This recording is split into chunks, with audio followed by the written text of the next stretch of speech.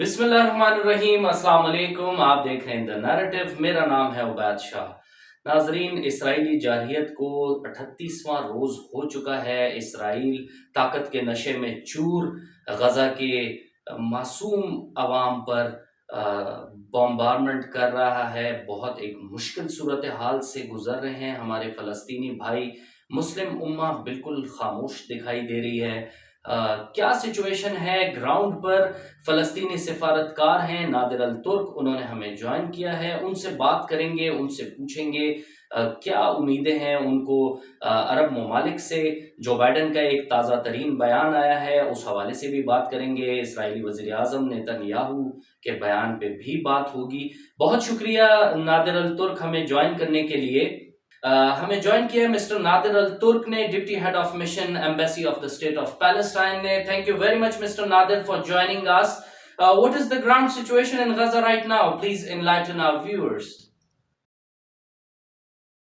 Assalamu alaikum. Thanks a lot for giving me the opportunity to speak to my brother and sister Pakistani people throughout your honorable channel.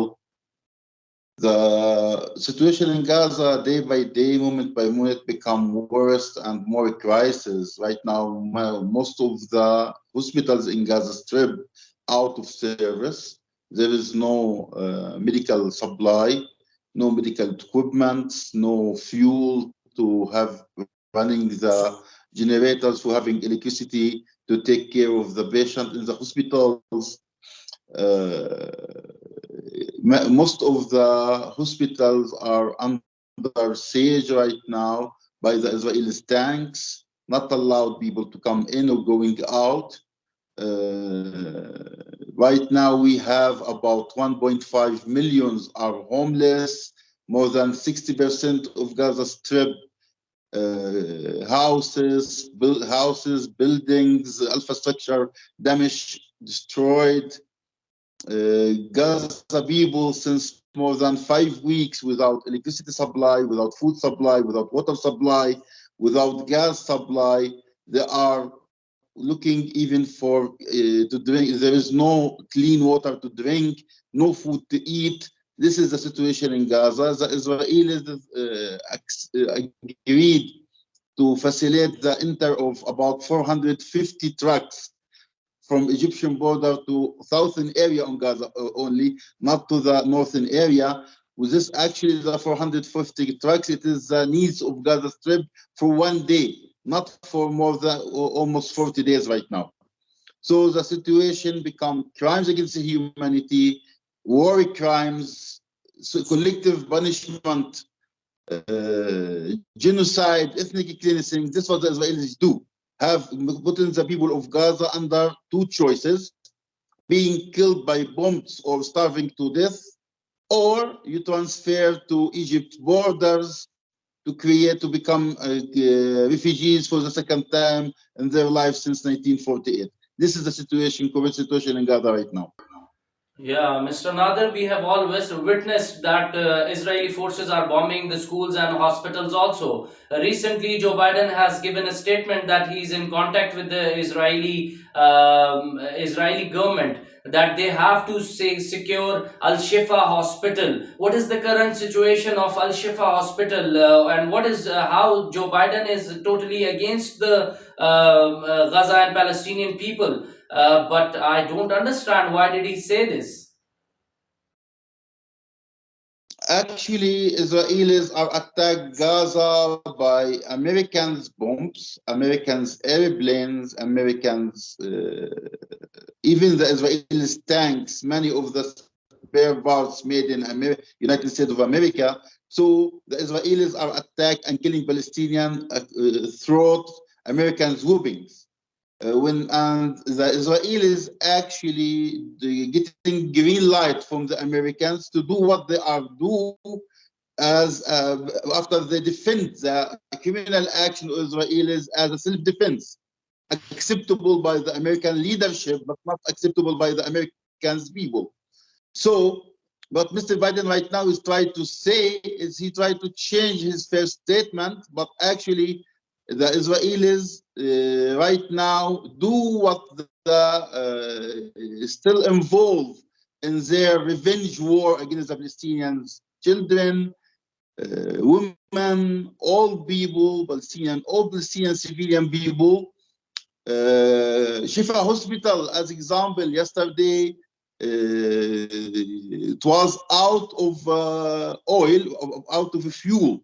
The Israelis speak after what Mr. Biden mentioned, that they're going to supply for them 300 liters of fuel, which actually enough only to be used for 30 minutes to work the generators of the hospitals. And they ask them to come out between the tanks to take it in gallons after the midnight, which means put their lives in danger. This is how the situation of the hospital. Most of the hospitals out of equipment, out of medical equipment, medical supply, out of electricity to use their machines to make people survive. So the Israelis again and again try to kill our people, even in the hospital, in the schools, and by block the supply of medical aid to Gaza. Yeah, exactly. Mr. Nader, what would you tell us about the latest comment from the Al-Qassam Brigade, that they said they are agreed on the 5 days of ceasefire and they are going to release the hostages, Israeli hostages, which are with them, including the women and children? Actually, what we hear in the news, that the Palestinians people agree to release 50 children and women between their hands from international and double nationality and Israelis for humanitarian issues or needs. So the Israelis until now not agree, because they feel ceasefire means that the Israelis lost the war against the Palestinians. This is how the Israelis act, refusing ceasefire because they think if they are agree about ceasefire, that means they lost the battle, lost the war against the Palestinians. So they are still continuing their genocide, ethnic cleansing against the Palestinians, because the Israelis are right now in a war of revenge. They try to rebuild their image as a superpower country in the region, which was damaged in 7th of October, tried to rebuild it by the flesh and blood of Palestinian children and women and Palestinian civilian people. This was what they tried to do. And the Americans actually until now didn't take any action to make the Israelis under pressure. Even they still supply them daily by air forest bridge and by ships with more and more whippings and bombs to kill more Palestinians. So we are looking for double standard, double statements. The statements speak about the humanitarian issues, about ceasefire, but on the other hand, the Americans still support the Israelis with more and more whippings and bombs to kill more Palestinians. Yeah, that's really sad. Mr. Nader, would you tell us something about? Don't you find United Nations very helpless in all this situation? And a few days before, 10 days, Mr. Guterres, he mentioned in his statement, His Excellency, the Secretary General of United Nations, he mentioned that what happened in the 7th of the month didn't come from nowhere. It was a reflection or a result of Palestinian suffering of occupation for long years. Then the Israelis start speak about punish the United Nations, punish the work of United Nations. On the other hand, the United Nations have 800 resolutions in favor of Palestine, 85 resolution from the Security Council of United Nations in favor of Palestine, and the United Nations don't have the power to insist Israelis to obey and facilitate to see this resolution appear on the ground.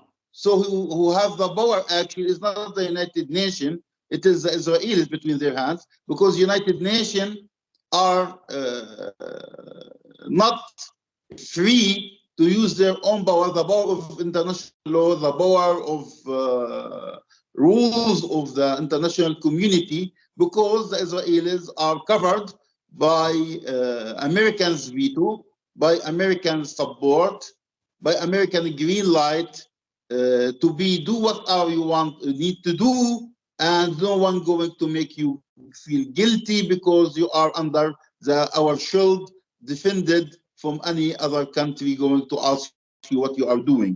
So, according to that, United Nations have the power but can't use it, because the Americans' veto is going supporting blindly the Israelis. Of course, over the Americans, there is the British, German, French, and some other Western countries are blindly support the Israelis in their crimes against humanity.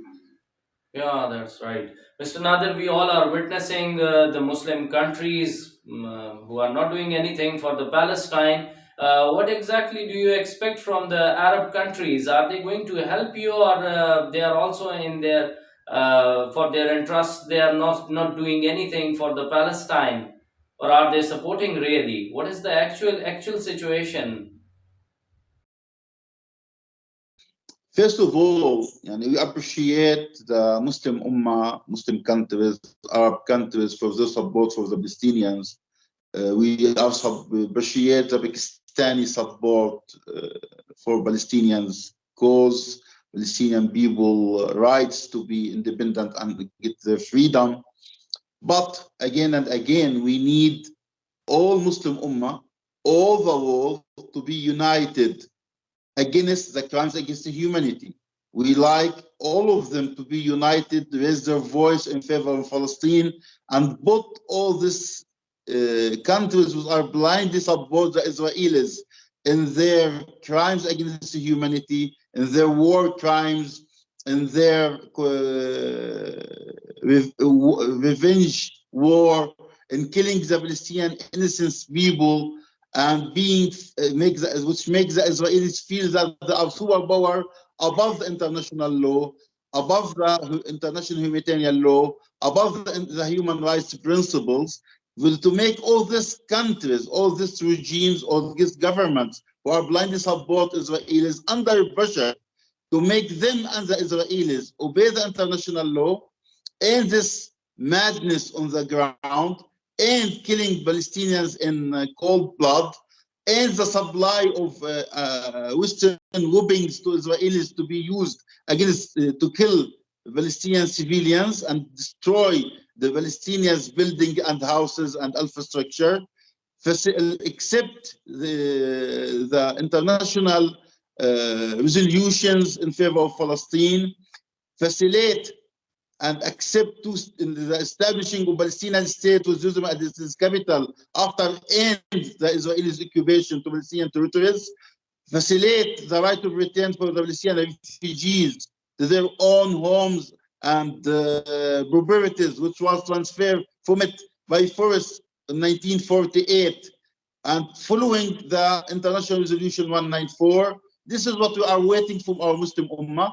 This is what we are waiting from all the human beings who are love peace and love stability, believe that all of us are son and daughter, grandson and granddaughter of Adam and Eve, and we are brother in humanity, and we have equal right to live in peace and stability like any other nation around the world. This is what we are waiting from our Muslim Ummah and from all the human beings, actually.